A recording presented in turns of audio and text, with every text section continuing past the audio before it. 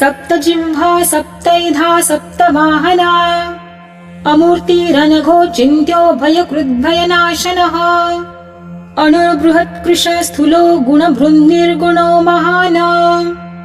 अधृतः स्वधृतः स्वास्यः प्राग्वंशो वंशवर्धनः भारभृत कथितो योगी योगिशः सर्वकामदः आश्रमः श्रमणः क्षामः सुपर्णो वायुवाहनः धनुर्धरो धनुर्वेदो दण्डो दमयिता दमः अपराजितः सर्वसहो नियन्ता नियमो यमः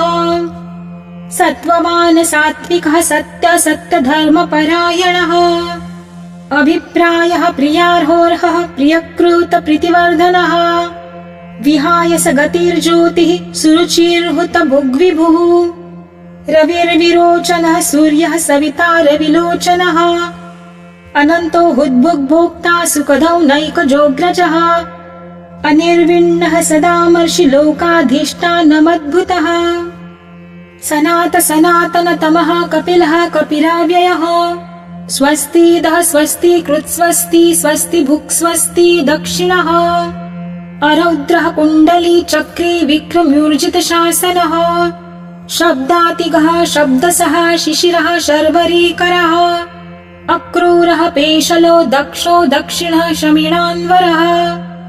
विद्वत्तमो वीतभयः पुण्यश्रवणकीर्तनः उत्तारणो दुष्कृतिः पुण्यो दुःस्वप्ननाशनः वीरः रक्षणः सन्तो जीवनः पर्यवस्थितः अनन्तरूपोऽनन्तश्रीर्जितमन्युर्भयापः चतुरश्रो गभीरात्मा विदिशो व्यादिशो दिशः अनादिर्भूर्भुवो लक्ष्मीः सुवीरो रुचिराङ्गदः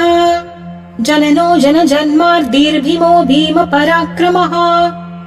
आधारनिलयो धाता पुष्पहासः प्रजागरः ऊर्ध्वगः सत्पथाचारः प्राणदः प्रणवः पणः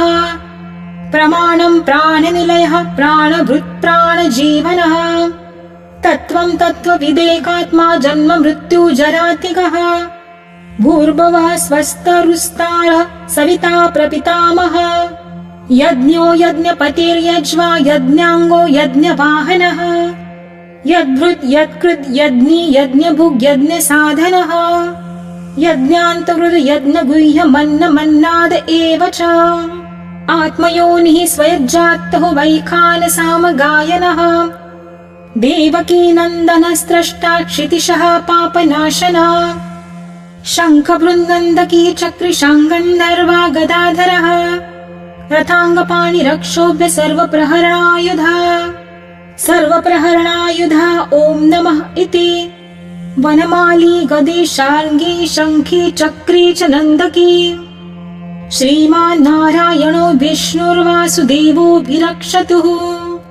श्रीवासुदेवोऽभिरक्षतु।